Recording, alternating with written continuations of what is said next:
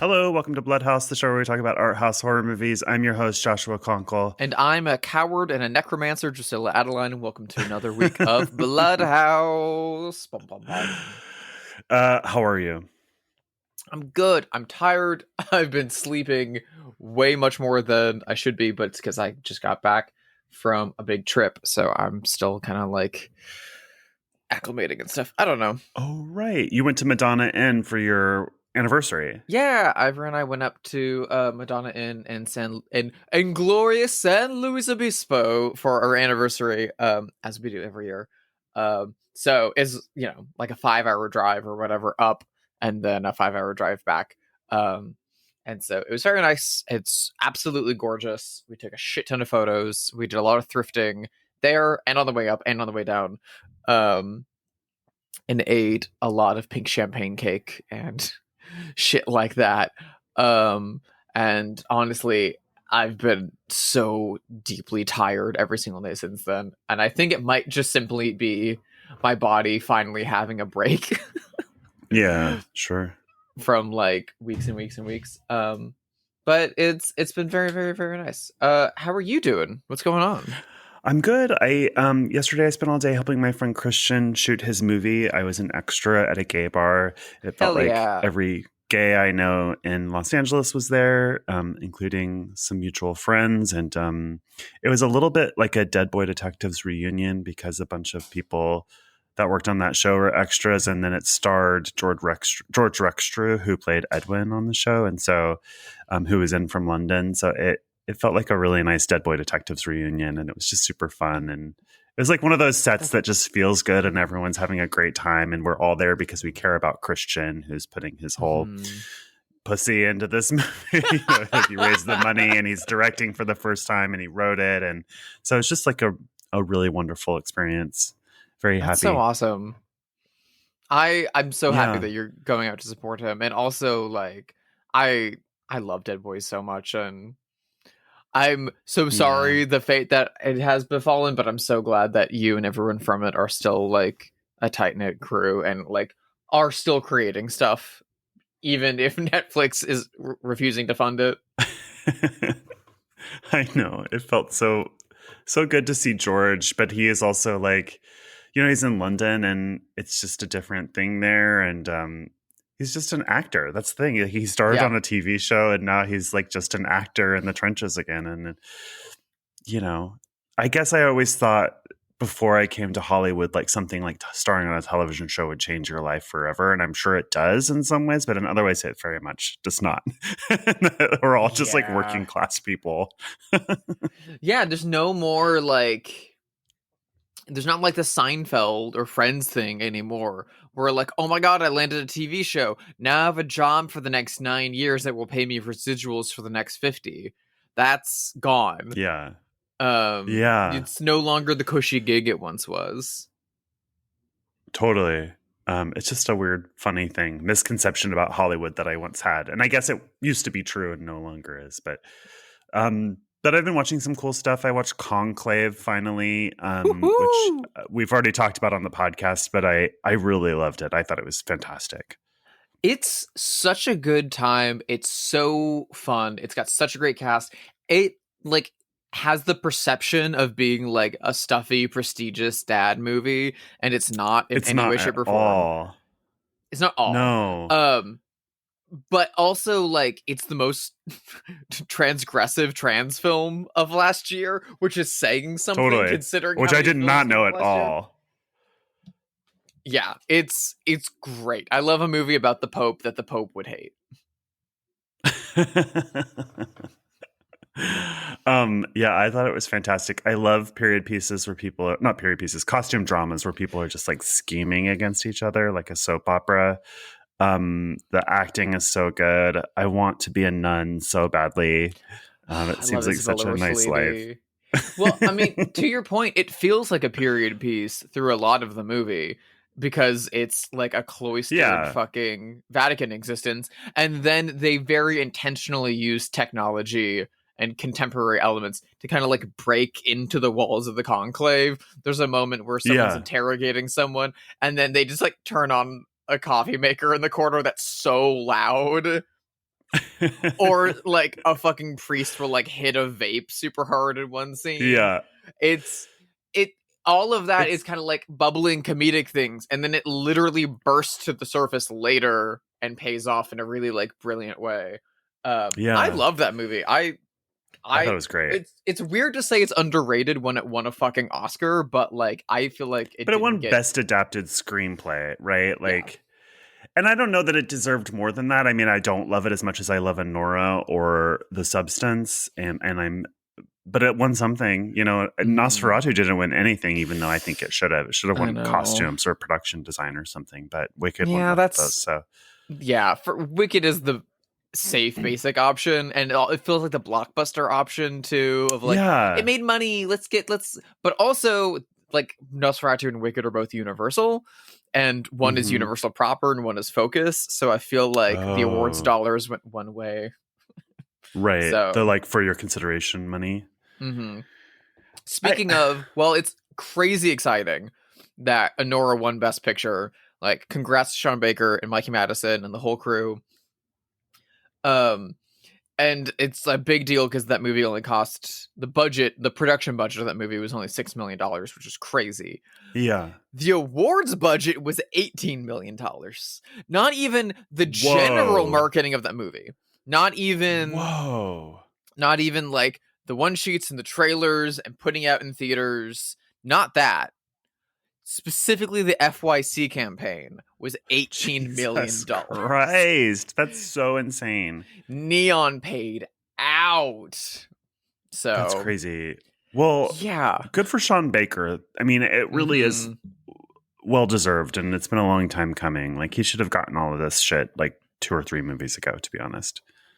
Yeah. I don't disagree. I think Anora is the one that like struck the balance of finding something that's like exciting and fun and palatable while still doing the kind of gritty, like on the streets kind of stuff that he's so well known for, and that has kind of become his milieu. I think like it struck an even balance for people. There's this weird perception that his movies are like depressing. They're not at all. And are sad. And they're not even a little bit. They're almost all comedies. But they're just neorealist comedies. He's channeling like Vittorio De Sica and Rossellini, but doing it with like a lot of wit and humor about it. And someone throws up in every movie he's ever made. That's like his signature, is there's always going to be a vomit scene. A handful of them are real too. So like, I don't know. Yeah, he's doing like old school madcap comedies, but through the lens of like contemporary neorealism. And I think it's so great. And further, I think that, you know, there is an idea that his movies are dark or sad. I think that he's a really kind filmmaker. I think that he really sees the best in people at the end of the day. Sure, hard things happen to these characters, but the portrayal of like the sex workers in Tangerine, for instance, is so kind, and the movie is so warm to them, even in the midst of all of these dark, you know what? It's not like tragedy porn or anything. It's like a very kind portrayal. And I would say the same thing for Anora and the Florida Project. And they're very empathetic. I'm a big fan. Yeah. Well, totally. And also like even Prince of Broadway and Takeout and all these things. And on top of that, they're so empathetic because they start from research. They start from like, oh, I'm interested in these people that sell bootlegs. Oh, I'm interested in these trans sex workers. Or, oh, I'm interested in these like takeout delivery drivers. He like goes and meets with them, and he like treats it sort of like a documentary or sort of like a Mike Lee project of like improvisation, and meets them, gathers stories, learns about their lives for like a month or 3.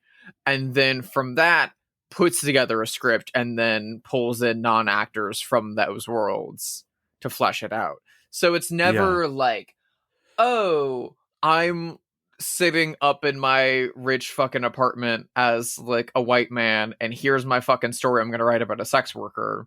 He's in the trenches with these people, adding their stories up and then like coalescing them out. And I think that's like the smart way of doing it. That's why it has that level of authenticity and kindness to it. He might have some bad politics. People, have said that he's been liking RFK things on Twitter or Instagram or whatever. That feels weird, but I have to say, I don't particularly care. I mean, he's not like campaigning for these people. He's making these movies that are really kind and human. I don't know. More remains to be seen, I guess, on that end. But at the moment, I'm like, so what? And in fact, I feel like it's weird that someone took the time to look up Sean Baker's old likes of things. Do you know what I mean? It's like, who did that? Who did that work, and for what reason? Because he doesn't seem like an evil person. He doesn't seem like a crazy Republican. And his movies are really fucking good. Yeah, exactly. And like, I don't know. He's been like such a big supporter of trans rights and of sex worker rights. And of like the immigrant experience for so long that like, I don't know. Again, there's like action versus words, and he's doing a lot with his action that I think, I don't know, speaks in a lot of ways. Totally. I didn't mean to talk about the Oscars or Conclave when I got on.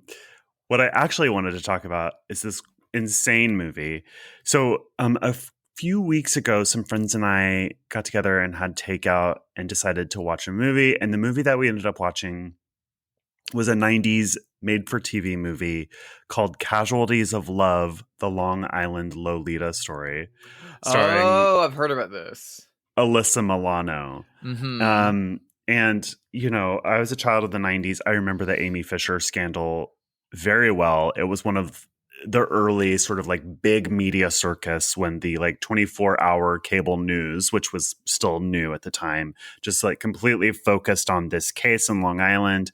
And listener, if you don't know, what happened was a teenage girl was having an affair with a middle-aged married man named Joey Buttafuoco, and she went to his house and shot his wife. And I guess like what made it so electric for people is it's kind of trashy. Like it's Long Island, so everybody talks like this. They all like she had big door knocker earrings, and it's just like it's Long Island, and that's interesting, and the just like seediness of it. She may have been a teenage sex worker at the time. There's like all of these details that came out gradually. So what happened was the three major networks all rushed to put out TV movies of this in the midst of the trial. Like nothing had been settled. So all of these are alleged. And as such, all three movies have wildly different takes on the story. The one that I watched, the Alyssa Milano one, its take was that Joey was innocent, that American society is too punitive on, I guess, like having sex with underage girls. It sort of paints Alyssa Milano as Amy Fisher as this like psychotic kind of what's the movie like Don't Ignore Me, Dan? Not Basic Instinct. Fatal Attraction. Fatal Attraction. It sort of like paints her as like Glenn Close in Fatal Attraction. It's just like a psychopath who's out to destroy this innocent father. It's crazy in and of itself, and very fun, and such a piece of trash, and really worth watching. Another one starred Drew Barrymore. Oh, yeah. As Amy Fisher. And that one, she's the innocent one, and he's this like, lech or whatever. And then there was a third one too, and I can't remember I don't know the actor who starred in it, but it's the trashiest one. And so they're all like competing with each other. So it made me remember when I was watching this movie that my friend Dylan had once told me about a movie called Triple Fisher, where a filmmaker in Los Angeles, who's actually a district attorney, weirdly, edited all three Amy Fisher TV movies together to make a new movie. And you can watch it on YouTube. It's shorter than all three of the real versions. It's like an hour and 5 minutes. It still tells the story of Amy Fisher, but it's like a fever dream, because there's like some weird editing things where he'll show the same line of dialogue over and over and over again, or there's other touches like in all three versions. Mary Jo Buttafuoco, who's the one who gets shot, is in the backyard painting a lawn chair white when Amy Fisher shows up. So you see all three versions of that. And it's just insane because it gets at like, what is the truth? And like it sort of examines objectivity in our media's exploration of true stories. And it's wildly funny. It made me like belly laugh at a bunch of moments. And I've seen very few things that are like this in my life. You know what I mean? It's just like such a weird idea. And it's just so, so good. That's crazy. I think Dylan also told me about Triple Fisher, because it's been on my Letterboxd watch list for a minute. I really need to watch that. It looks absolutely insane. It's nuts. It's on YouTube, the whole thing. It's really crazy. Yeah. There's been screenings of it all over the place, and people who've watched it with a crowd say it's very funny when you watch it with a crowd. Like, I'm sure. It just makes you feel insane.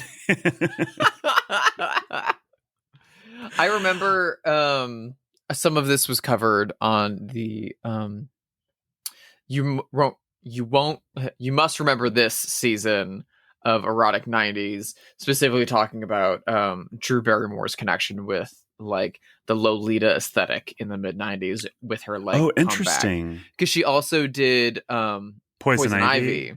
And a few other films like that.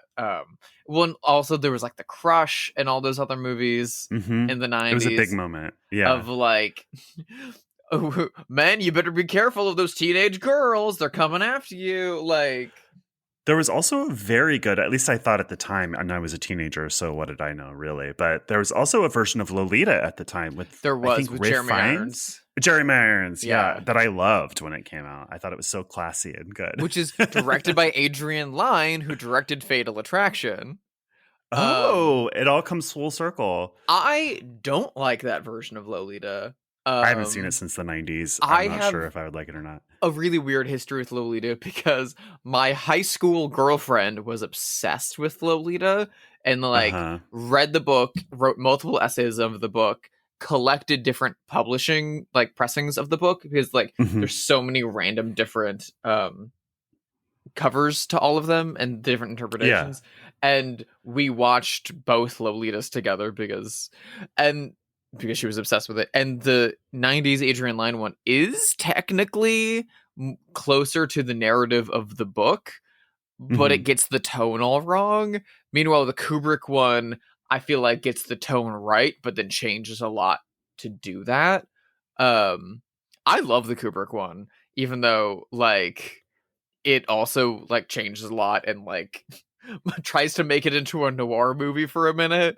Like it's also got Peter Sellers doing like a pedophile shtick, which is really weird. Like I've actually never seen it. Fascinating. It's also got Shelley Winters, and she meets the exact same fate that she does in Night of the Hunter. There's also another connection here because so I used to watch Poison Ivy all the time with my best friend Alice when I was a teenager. It was like a major teen movie at the time. There's a terrible sequel or two, and the first sequel. Yeah. Okay, 4. So the second one stars Alyssa Milano. So they're connected there again. Oh my God. All of these Lolita connections. I would just want to quickly say that the fourth one stars Jamie Presley, and I highly recommend. The third one stars Jamie Presley, and I highly recommend it. Oh my God. I love Jamie Presley. So underrated. She's so underrated. I love her so much. Underrated. Like, absolute trash queen. Like, that. So funny. Great comedic actor. Funny. Oh my God. I love her. She sells me on stuff. I really need to see Triple Fisher, so I'm glad to know it's on YouTube. And I need to track it down. It's worth it. I went to the movies this week, and I went to see something brand spanking newer than Conclave, even. Oh gosh. And from a very celebrated director that I think it wouldn't be much of a stretch to say that I'm pretty sure you're also a fan of. I went to go see the new Bong Joon-ho flick, Mickey 17. Ooh, I'm so excited. Is it good? It's pretty good. I had a very, very good time. It's Robert Pattinson and Robert Pattinson and Robert Pattinson and Robert Pattinson and Robert Pattinson and Robert Pattinson and Stephen Yeun and Mark Ruffalo and Naomi Ackie and Toni Collette, and Tim Key, British comedian Tim Key is also in there. Yeah. I had a really good time with it. It sort of in the same way that it feels more connected to Okja than it does something like Parasite or Memories of Murder. It's a little bit more in like comedic political tone of Bong Joon-ho. So it is, futuristic science fiction based, in which Robert Pattinson is a man named Mickey who for financial reasons has decided to leave the planet Earth and to just hastily join a mission to space, being led by a failed congressman with capped veneers, played by Mark Ruffalo, and a hammy performance, and his wife Toni Collette, who's like basically a Trump figure, a scheming con artist, failed politician, who's now leading a space expedition to colonize a far-off planet called Niflheim, who he wants to make it a pure white colony. Oh. And the only way that Robert Pattinson can get on board is by becoming an expendable, which means that his DNA is copied so that he can do the most inane and deadly jobs around, die, and then be reprinted right back out as a clone. And then things come to a head when suddenly he doesn't die on a mission and comes back, and there's already another new Mickey, and the two of them and their girlfriend Mickey, Naomi Ackie, have to figure things out and also stop an incoming war. It's super fun. It's a little bit more low-key than the space opera, space epic setting would have you believe. It's not Starship Troopers, it's not Star Wars, even though it's leaning into a lot of the tropes of both of those things. It's really, really fascinating and really, really, really funny. And it's also Bong Joon-ho, so it's like occasionally frightfully gory and really fun scenes. But like, it's really fun and ballsy to me that he followed up Parasite by taking a shit ton of money from Warner Brothers, taking a bunch of actors, and making a big budget, goofy one. Please tell me that there's a threesome between the girlfriend and the two versions of him. Yes. Honestly, yes. I found it more erotic than Challengers. Challengers is not that erotic. I mean, that movie is just okay to me. I'm not the biggest fan of it. But I was like, you think that this is horny? Have you seen a horny movie? In the 90s, this would be PG. Right. Do you know what I mean? I just feel like we're so sex starved as media consumers right now that it's like, this is a horny movie to you? I'd hate for you to see a movie from the 70s or the 90s. Yeah, what's Crash gonna do to your brain? Yeah, exactly. Yeah, it's a very, very, very good time. Tonally, it's all over the place, and I mean that in a good way. I definitely want to see it again to get a handle on it, because it was one that, like, not knowing the full scope and trajectory of it, it does feel like it's going to go into a different direction than it does. And I love the direction it goes in, so I really want to see it again with that full knowledge and feel how it like works all together. It's it's not Bong Joon-ho's best film by a long shot. I mean, there's so many contenders for that crown. However, it is still incredible. It's one of the best and most original movies you can go see in the theater right now. And fucking Robert Pattinson shows up in his performance. He said that the big influences on both, especially playing the two versions of himself that have to interact frequently, that his two main inspirations were Ren and Stimpy, and then Steve Buscemi and Peter Stormare in Fargo. Oh, and fun. I think the Fargo comparison reads the most, because the Mickey 17 of the title is very nasally, and he's very needly, and he's talking a lot. And so it's a lot of Steve Buscemi in Fargo in that. And then Mickey 18 is a bit more quiet and a lot more brutal. But it's a movie that, like, I've been thinking about daily since I saw it. And there's a lot of broad strokes about it that you're like, yeah, I get it. Mark Ruffalo is playing a Trump-esque figure. I understand it. Yeah. There's a white supremacy angle here. I get it. But there's a lot more other layers beyond that. And I think, and I remember talking with the producer of Little Miss Sunshine years ago when I first moved out to LA. And his big ethos was that art is all political. All art is political. And the best way to convey a political message is not to stick it out in front and berating, but to kind of lampshade it behind comedy or horror or something that's a bit more digestible, so that the themes and concepts sit with you longer. And that's exactly what Mickey 17 is and does. And I think it's extremely successful in that way. I can't wait to see that. I think you're going to have a good time. We saw an IMAX and it looked spectacular. Yeah. Where did you see it? What theater? The Glendale Americana. Okay. I don't know why I asked. Like, people outside of LA don't care where you saw it. They can go see it in their own theater. Yeah. I think the Grove by you has it in IMAX, so I'm sure they do. Check it out there. Yeah. It's a big new Warner Brothers release, so it's everywhere right now. It's a very good time. I think you'll enjoy it. I found it pretty goddamn hilarious. And Cameron Britton from the show Umbrella Academy is in it, which was super exciting too. I think he's a really, really talented actor. It was just very funny to see fucking Tim Key of Taskmaster in a Bong Joon-ho movie. I know. It's very exciting. Mickey 17 was like absolutely great, and I highly, highly, highly recommend it. Can't wait to see it. Mm-hmm. Speaking of British comedians, we are here to discuss. There's a lot of them. We're here to discuss a movie from 2013, a first-time watch for both Drusilla and I, one that we've had on our list for ages, both of us, I think. It is directed by Ben Wheatley. It is A Field in England.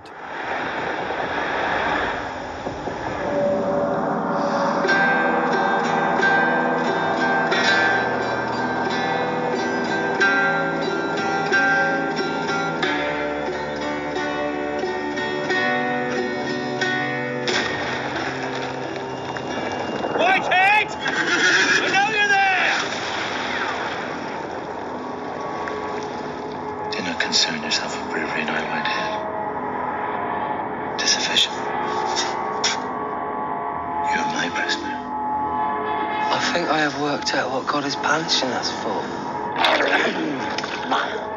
everything. I don't know when I first heard of this, probably around 2013 when it came out. I never saw it. I always meant to. Now I've seen it. Headlines for me, I thought it was good. I liked it. Not a ton. I don't love this movie. I you know what I mean? Like, it's a good movie. 3 stars, 3.5 stars. How about you? I seem to have liked it a bit more than you did then. I also heard about this movie in 2013. I think this is the first time I heard about Ben Wheatley. Was this? He'd already made Sightseers and Kill List at this point, which I still haven't seen either. People recommend Sightseers to me a lot, so I'll have to get around to that.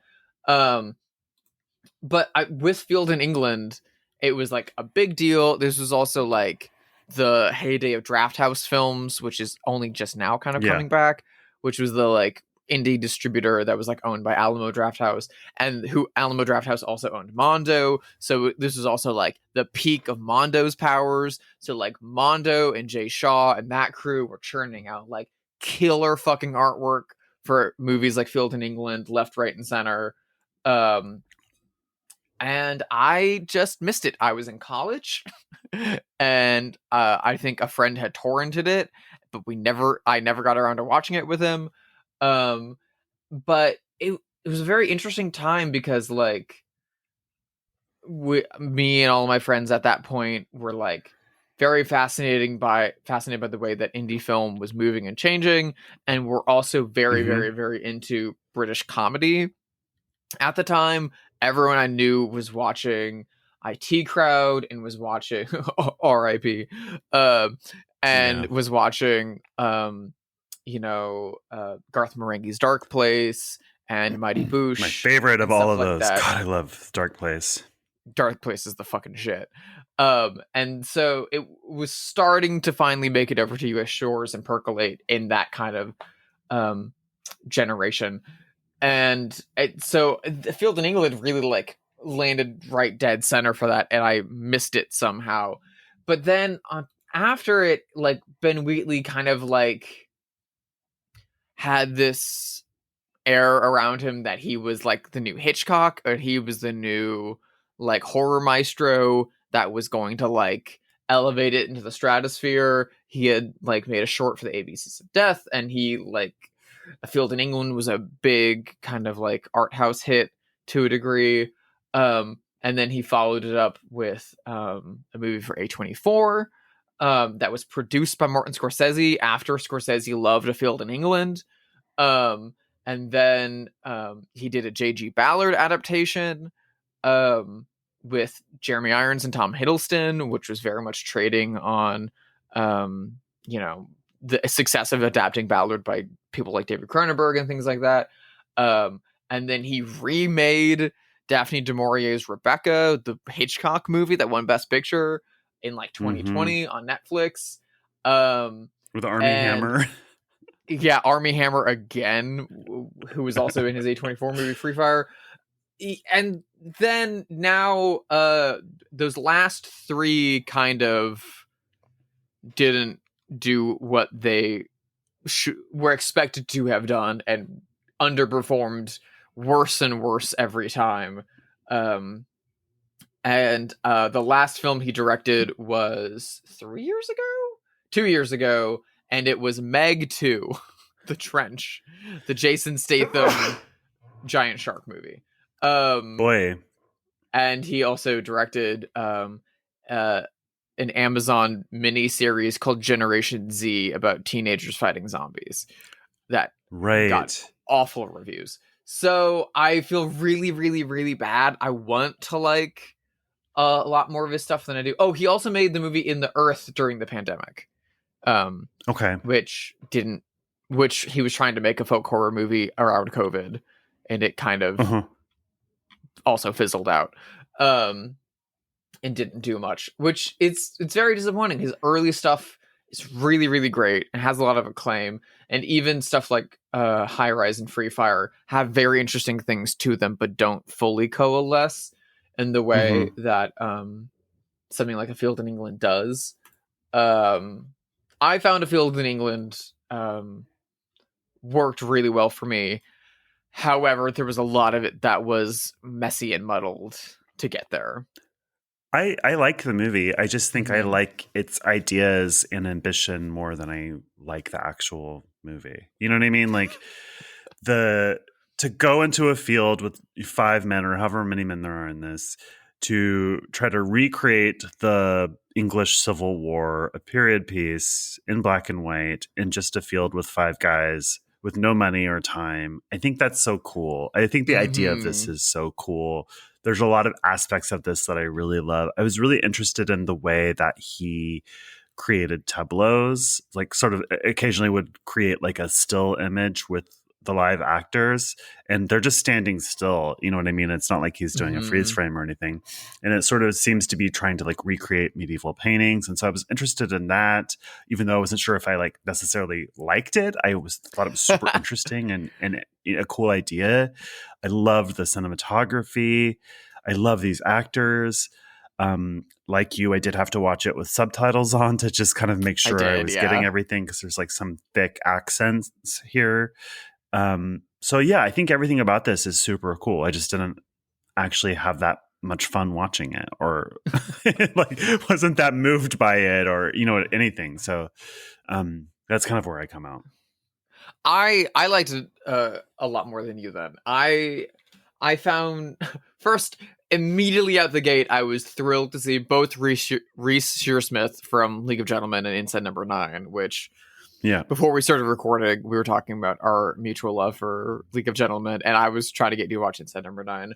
But then also immediately I was over the moon to see Julian Barrett from The Mighty Boosh. But spoiler alert, he gets killed like 3 minutes into the movie. yeah. Which is disappointing. But Michael Smiley is also there. And so the first like 15-20 minutes, I think we struggled a little bit to like get a bearing on who these men are. They're just going to an alehouse. Okay, sure, fine. But like getting a handle on the dialogue and getting a handle on the characterization, and Reese Shearsmith's character, who isn't super obvious from the jump what his situation and his background is, which only kind of reveals itself to you as the film progresses. And I think especially once Michael Smiley's character appears, and there are a lot of kind of like elliptical editing moments where things just suddenly happen, where it feels like maybe we skipped over something, but it also is in line with a kind of like logical leap of these men walking through a field on mushrooms. Once Michael Smiley comes into the movie and changes things, gives a different objective, gives a different purpose, and recolors a lot of the characters, things really clicked in for me and really changed. And also we get into some it starts to get really into the horror territory of it all. And more into the alchemical landscape. Yeah. When Reese Shearsmith is taken into a tent, it's absolutely horrifying. An incredible sequence, and the sequence that then follows it, which is like frequently in slow motion and from afar, is also amazing. It very much feels like something that was written as a play, like a la Waiting for Godot or something like that. Then it was written by Amy Jump, who, as far as I can tell, is Ben Wheatley's partner, and wrote a lot of his early films, and also produced and edited this film with him. And I think that's a really interesting dichotomy, because I think a lot of the magic of this movie is in the edit. Especially honestly, full disclosure, the thing that made me love this movie and really, really, really, really work for me is the kind of hallucinatory trip sequence that happens near the climax of the movie, when things kind of set up, when Reese Shearsmith is forcibly drugged / comes into his power, and it is probably a 10 to 15 minute long strobing split screen sequence that is so earned and is so genuinely transformative and generally hallucinatory, while being within the world of the movie and also achieving its metatextual effect on the audience. I thought it was fucking genius. I thought it elevated so much of the movie, and I thought it like earned its ending. But if you're gonna look at this movie as a 90-minute exercise to get to that moment, I feel like a lot of ways that wouldn't work, but it absolutely does in this. It like the script operates like a play enough to stand on its own and to be like a very, very fine and celebrated text.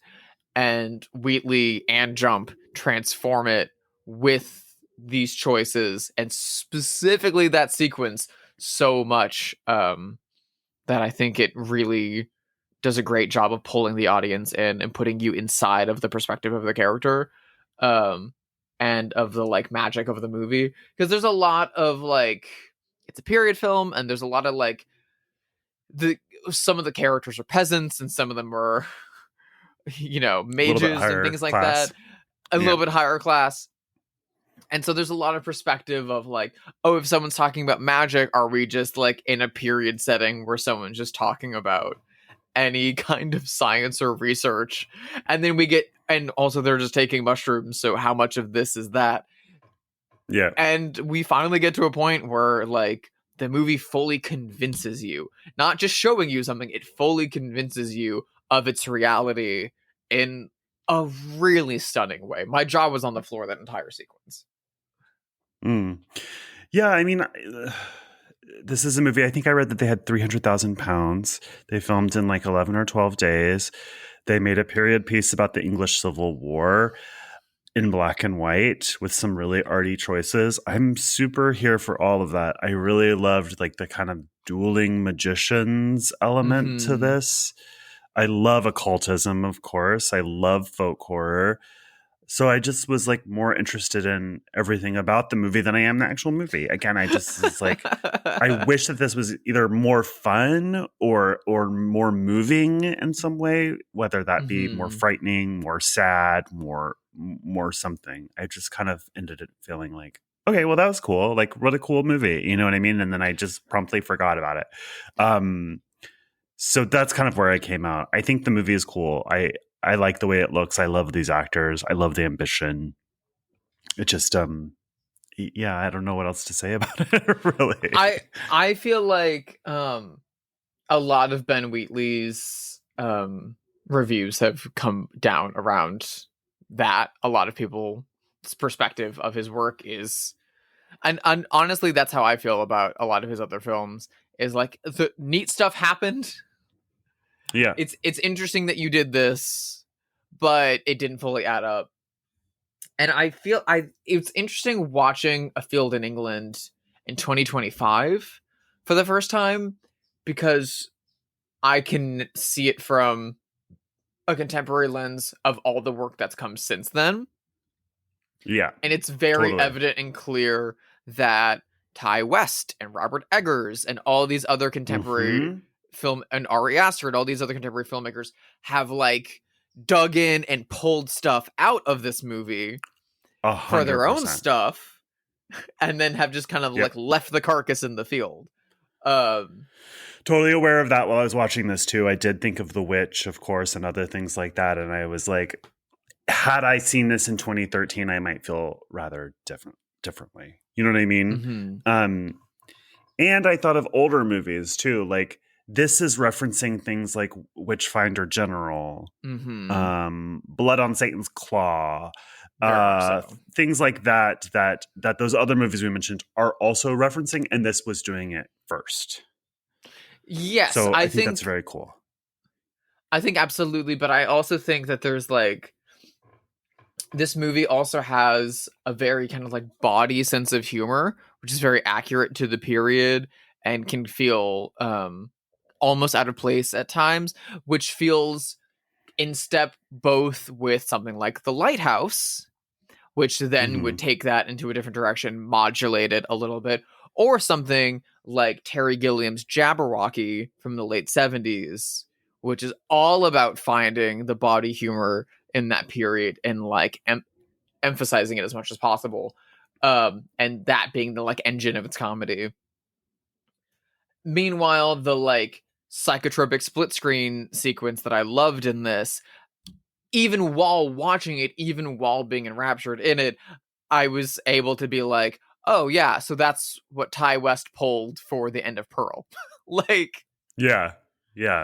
So it's very in like, even like Martin Scorsese loved this movie when it came out, and I think that as a formalist experimental film, this movie is exceptionally influential and is a very important intermediary text. Mm-hmm. Which sounds so rude to say. I liked this movie quite a bit. I will be rewatching this movie quite a bit. I'm glad I own it as a part of the Severin, all the Hans Bjar's box set. But I understand your perspective of not like loving it. But I just find it very, very fascinating that it's a movie that fully is just trying things left, right, and center, and is not fully successful at it, but is pretty successful. And when it is successful, it's firing on all cylinders, and it's I totally agree. Genuinely an alchemical magic. Well, also the Joel Patrigas movie, Alchemist Cookbook, I also feel like owes quite a bit to this movie too. Do you know what else I thought of was the newest version, the Coen brother version of Macbeth that came out a few years ago is totally drawing from this. The cinematography, the styling.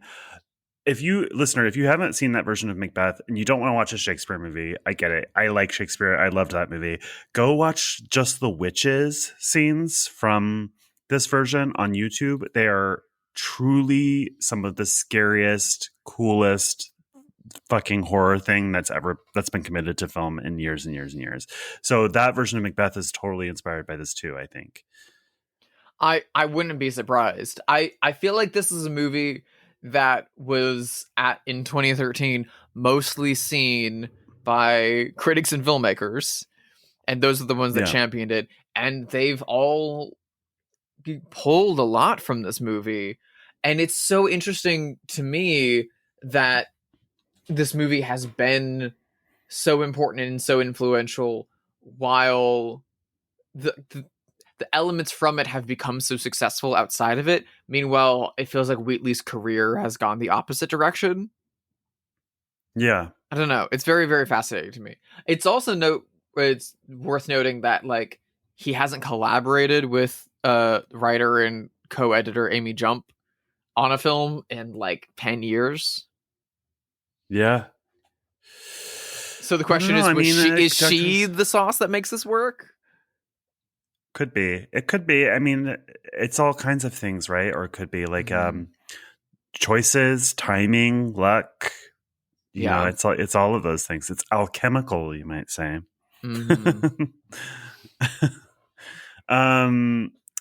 Well, maybe let's pivot and play our favorite game. Have they seen it? The game where we speculate wildly whether notable figures have seen this movie.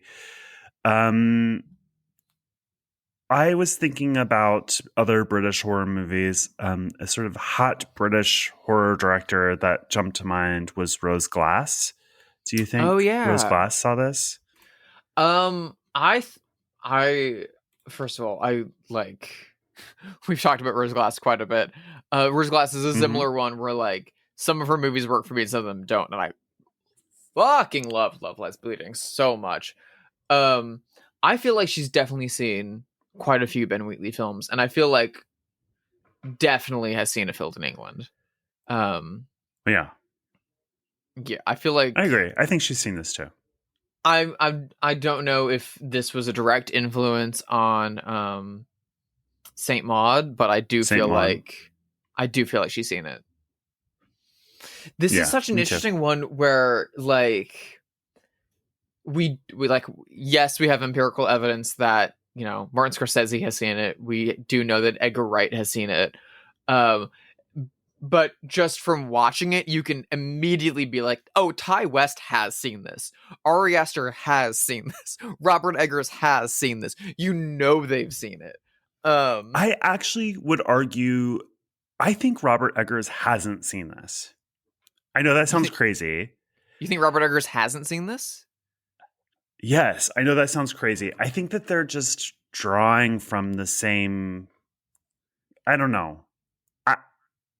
I don't think that this is as good as any of Robert Eggers' movies. And no. I think there's something kind of in the air at that time. I think this is the first. and I think it's definitely influential. But I think Robert Eggers' The Witch is drawing from the same inspiration, but is truly from his gut and heart without any direct influences like that. Does that make sense? Yeah. Chris Stake Mountain and I, when we covered Eyes of Fire, that an episode that you weren't available to be on with us, when we talked about Eyes of Fire, which I feel like also has a shit ton in common with Field in England, which makes sense, but they're the same box set. We talked about how Eyes of Fire feels like a movie that Robert Eggers could watch and say, interesting, I think I can do it better. And I feel like Field in England feels that way for me about Robert Eggers. You're right. So maybe, but I do think that it's I'm not trying to discount that, like, it is actually possible to be working from the same influence and produce different work. Absolutely. I'm not saying you have to have seen the thing. Yeah.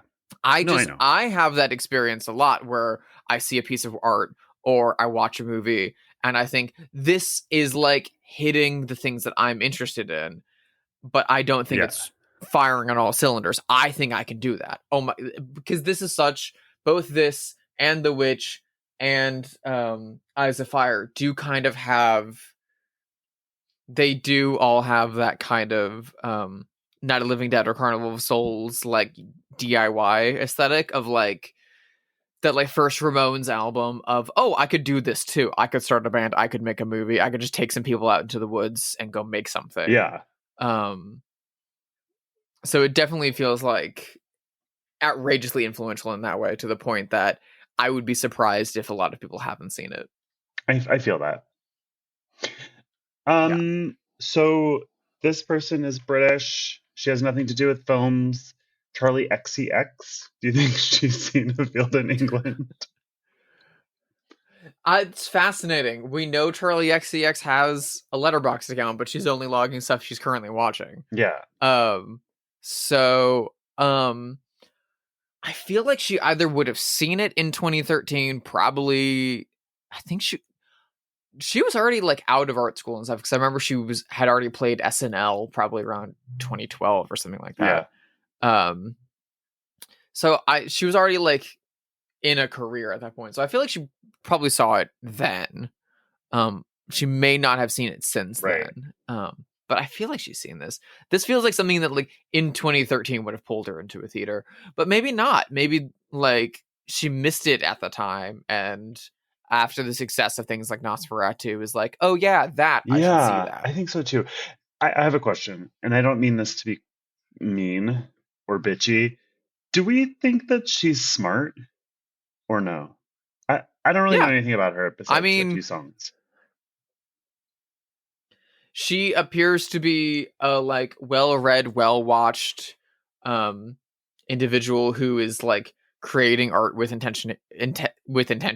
So okay, I accept that. I would not call her unintelligent. I didn't mean that. Yeah. I truly didn't mean that in a judgmental, bitchy way. I just like actually don't know anything about her as a person other than like her biggest singles and like Brat Summer. So I was like, what do we know about this girl? In that case, I would say yes, she's seen this, but I agree with you that it's like recent-ish. Like I don't think she saw this in 2013. Yeah. That's fair. Do you think that she has all the Helmsby Hours box set? Probably not, right? She probably does at this point. She probably when the second one was announced, she probably just went ahead and bought both. Yeah. Like I bet she's like, I bet they sent it to her. They're like, we got to get this to such and such filmmaker. We got to get one to Charlie XCX. We need to get this in the hands of people who are tastemakers. Exactly. Yeah, we do know that Sean Baker has seen this movie because he's logged it on his Letterboxd. Oh, has he? What did he give it? Do we know? Mm-hmm. He doesn't give things star ratings. He just does write-ups. Okay, that's good. That's smart. He said, found it quite funny and enjoyed the ride. Great gore effects and very beautiful black and white cinematography by Laurie Rose. Great. Fair. Yep. So this movie is chock full of incredible British actors and mostly British comedians. One of which is, of course, even though he's barely in the film, the lovely Julian Barrett, who is absolutely fucking hilarious, and is also weirdly no stranger to the like art house horror film. He was also in Peter Strickland's In Fabric. I love that movie. A few We're years overdue ago, covering that one. which is we really are, especially with Mary Jean Baptiste having a moment right now. But of course, we have to ask: do you think that the other half of the Boosh, the confuser himself, Noel Fielding, has seen a field in England? I get compared to Noel Fielding kind of a lot because of our sweater collections. We have very similar sweaters, which is flattering. It's a high compliment. Yeah, I love Noel Fielding. Love him on Bake Off. Great comfort to me. Someone was like, they need to replace him on Bake Off. And I was like, get the fuck out of here. He's great on that. No. And with the addition, with swapping out Matt and replacing him with Allison, who's so charming, I think Noel and Allison together are like, mwah, perfect. Absolutely essential. I think he has. Like, I kind of want to say no just because I think it would be funny since obviously they've been so close for so long. But I think he has. I think he's probably a really good friend. Yeah, absolutely. And he absolutely probably would have gone to the premiere and in England. And it was also like it was produced by Channel 4 and like that's such a like small world of actors and comedians. I absolutely feel like he's seen it. Plus, a field in England, Noel Fielding. Yeah, I know. He could have very easily been in this. Like, I don't know why he's not in this, to be honest. I would love to see a stage production of this in which Noel plays the Michael Smiley character. He'd be great. Of the kind of like evil one. Oh my god, he'd be incredible. But it might just quickly turn into a Mighty Boosh sketch. I recently, speaking of Noel Fielding, I hadn't thought of it in so many years, and I was like up at 5 a.m. with my dog, and I was like, I thought of old Greg from Mighty Boosh for the first time in like 15 years. Old Greg! And so I watched the old Greg sketch, and I was like, this is really funny. This holds up. It's very funny. Yeah. The Mighty Boosh in general holds up beautifully. I rewatched it recently. It's so short too. It's like 3 seasons of like 8 episodes. My favorite bit from that show and my favorite Noel character is the eel man with the big peppermint over his eye. Yeah. I mean, when you compare how that show's aged compared to like Little Britain, which is aged like milk. Yeah, in which they're doing blackface and doing transphobic jokes every single episode. Like the joke, I'm a lady, like that whole character's, the joke is that it's a man in a dress, and it's just like the words, I'm a lady, over and over and over again. It's like, we get it. We understand. And every single sketch ends with her sitting on her balls, and you're like, ah ha ha. 3 seasons of that. The only good bit from Little Britain that I think holds up the most and that I reference the most is Matt Lucas's character, who's the only gay in the village. I don't know. I like Vicky Pollard. Who like I do. Computer says no. The computer says no is funny. I will say, our mutual friend Jose, who has been on the podcast before, my contact photo of my phone for him is David Walliams as the computer says no character. That is Jose's energy. Because that kind of is Jose's energy, yeah. But I do love Vicky Pollard. And I know he's going to listen to this episode, and I hope he's not offended by that. I do like Vicky Pollard, the teenage mom, and I do like the character that's like, oh, well, that one, or whatever. That's it.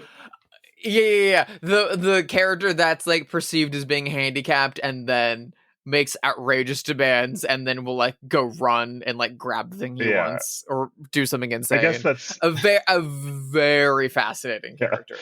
The two of them made like a sequel series after it ended called Come Fly With Me. That was essentially Little Britain, but it's all set in an airport.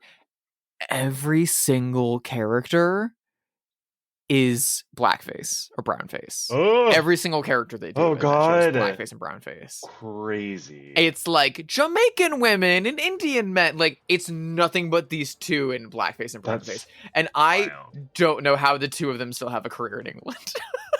That is insane.